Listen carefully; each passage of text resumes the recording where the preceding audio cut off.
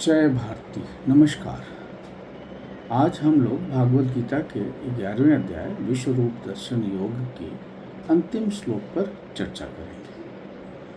तो यह जो श्लोक है यह इस अध्याय का सार है। तो यदि कोई पूछे कि भगवान को कैसे प्राप्त किया जाए तो बड़ा संक्षिप्त उत्तर है कि गीता का जो 11वें अध्याय का 55वां श्लोक है या अंतिम श्लोक है उस पर मनन किया जाए। तो सबसे पहले श्लोक पढ़ते हैं।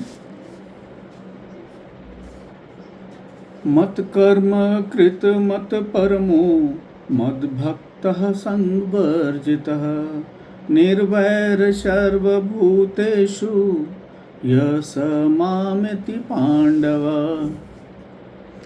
तो यहाँ भगवान कह रहे हैं कि हे अर्जुन, जो पुरुष केवल मेरे लिए ही संपूर्ण कर्तव्य कर्मों को करने वाला है, मेरे परायण है, मेरा भक्त है, आसक्ति रहित है और समस्त भूत प्राणियों में वैर भाव रहित है, मतलब उनसे प्रेम करता है, वह अन्यन भक्ति युक्त पुरुष ही मुझको प्राप्त होता है।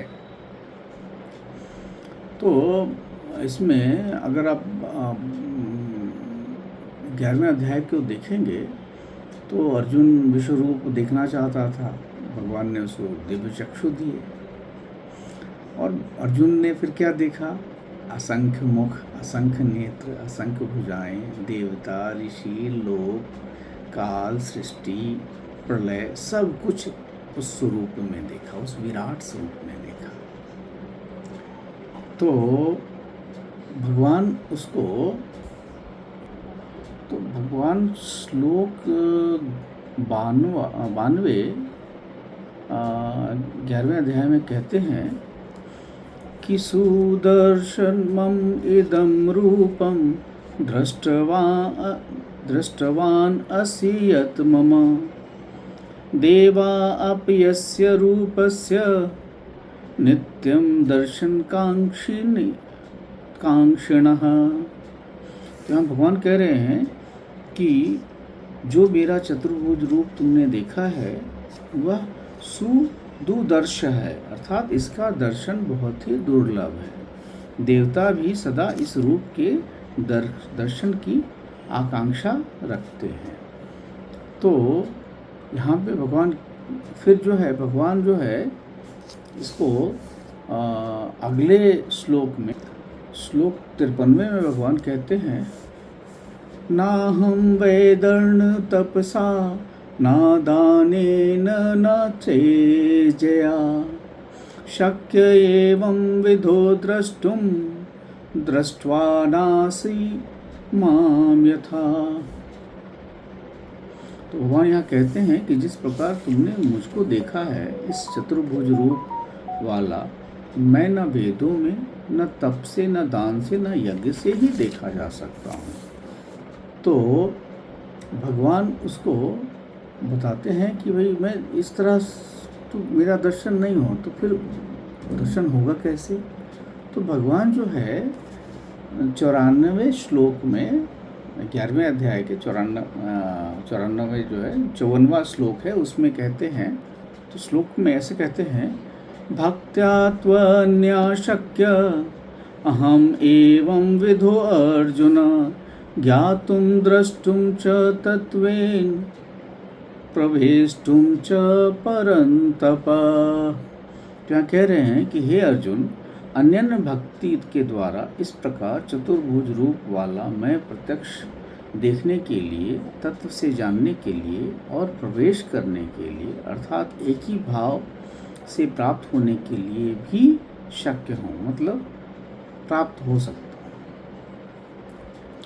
तो अब भगवान जो है, अब इसमें जो 55वां जो श्लोक है उसको कविता के रूप में देखते हैं कि कर्ता निष्काम भाव कर्म रह सुप्रसन्न लेता मुझ में शरण उत्कंठित करता श्रवण मनन रख निरासक्त जीवन, समस्त प्राणियों के प्रति वैर शून्य, समस्त प्राणियों के प्रति वैर शून्य, राग द्वेष रहित रख संभाव, वही अनन्य भक्ति युक्त पुरुष होता मुझको प्राप्त अर्जुन।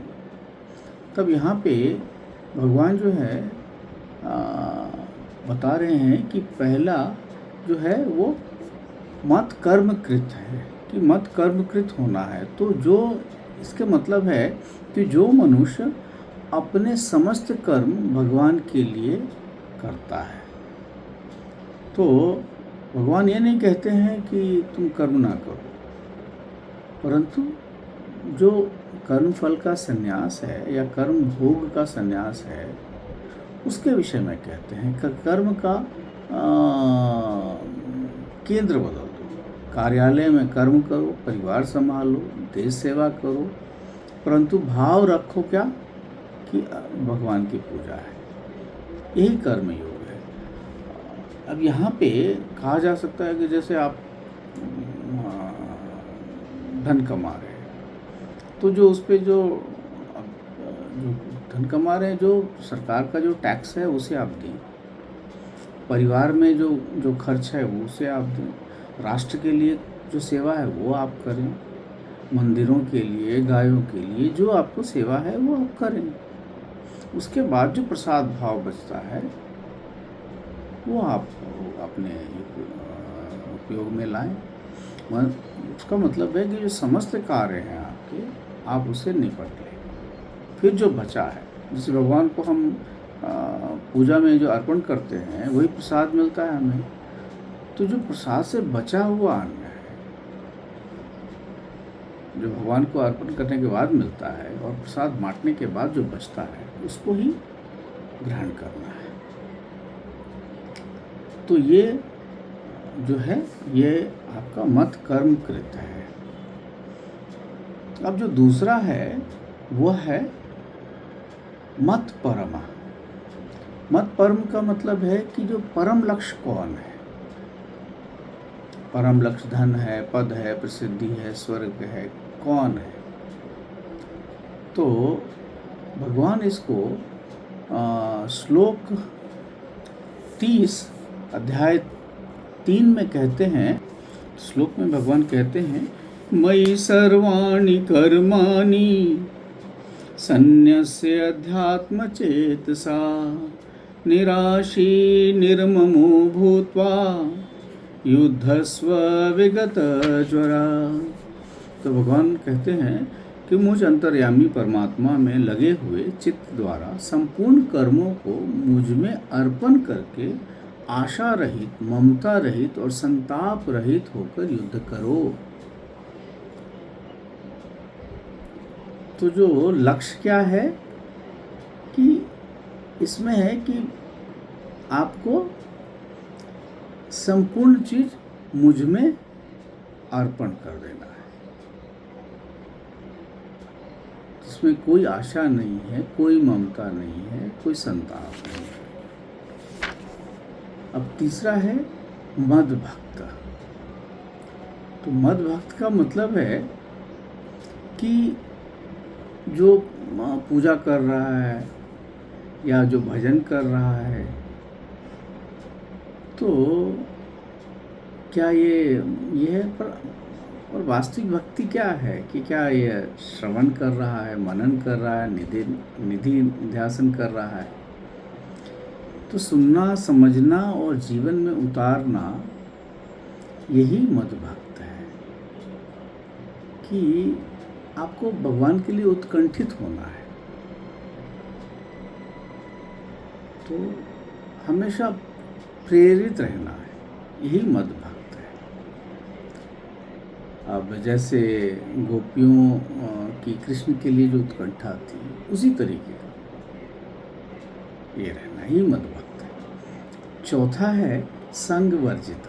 संग वर्जित का मतलब होता है कि आसक्ति से मुक्त। भगवान कर्म छोड़ने को नहीं कह रहे हैं, भगवान आसक्ति को छोड़ रहे हैं, निर्मम बनने के लिए, जिसे ममता नहीं, मतलब मोह नहीं। तो भगवान दूसरे अध्याय में 47वें श्लोक में कहते भी हैं, कर्मण्येवाधिकारस्ते मा फलेषु कदाचन मा कर्म फल हेतु भुरु ते संगोस्त्वकर्मणि, कि आप जो है फल से मत चिपको, मतलब जो कर्म फल है उससे आसक्ति मत रखो। कर्म फल का त्याग ही साधन है, कर्म साधन नहीं है, कर्म फल का त्याग। मतलब युद्ध कीजिए, युद्ध का जो परिणाम हो फिर वो जो प्रसाद भाव के रूप में लीजिए। अगर युधिष्ठिर को राजा बनना है तो युधिष्ठिर को राजा बनाइए, पर युद्ध अर्जुन करेगा। तो ये है। और पांचवा जो है कि किसी से वैर नहीं रखना, निर्वैर सर्वभूतेषु, हर भूत प्राणी के लिए कोई वैर नहीं होना चाहिए। तो सभी प्राणियों के प्रति समर्पण, ये है निर्वैर का। तो और इसके बाद एक और चीज़ बताते हैं भगवान कि अन्यन्य भक्ति, जो अन्यन्य भक्ति है वो कि जब संकट आए तो हमने भगवान याद कर लिया, जब सफलता मिले तो मैं याद नहीं है किसी के बारे में, जो दुख आए तो याद कर लिया, और जब भी बुरा समय आया तो याद कर लिया। अन्यन्य भक्ति का मतलब होता है जैसे मंदिर में आप गए और आपने श्रद्धा से पूजा किया, जैसे मंदिर से बाहर निकले भगवान को भूल गए, फिर अपने उसी काम में लग गए, जो भी है। कुछ लोग छल प्रपंच भी करना शुरू कर देते हैं मंदिर के निकलते। तो ये अन्यन्य भक्ति नहीं है। अन्यन्य भक्ति का मतलब है हर जगह आप भगवेश्वर हैं तो आपको उसी अनुसार चलना है, तो ये अन्यन्य भक्ति है। तो भगवान को प्राप्त करने का मतलब होता है भगवान को जानना, भगवान को अनुभव करना और भगवान में स्थित हो जाना। इसको जो 54वां श्लोक है उसमें यही कहा गया, ज्ञातुम द्रष्टुम प्रवेष्टुम, कि जानना है, देखना है और उसमें प्रवेश करना है। तो भगवान इसलिए कहते हैं कि मतलब जो तुम मत कम कृत करो बनो, मत परम बनो, मत भक्त बनो, संग वर्जिता बनो और निर्वैर सर्वभूतेषु बनो। मतलब अपने सारे कर्मों को भगवान को अर्पित कर दो, भगवान को ही जीवन का परम लक्ष्य मानो, श्रवण मनन के लिए हमेशा उत्कंठित रहो, निरासक्त जीवन जीने का अभ्यास करो और किसी के प्रति वैर नहीं रखो। तो यही उन्होंने ये बताया है और यही सार है अपने 11वें अध्याय का 55वां श्लोक का। तो आज अब इस बात को ही विराम देते हैं। नमस्कार, जय भारती।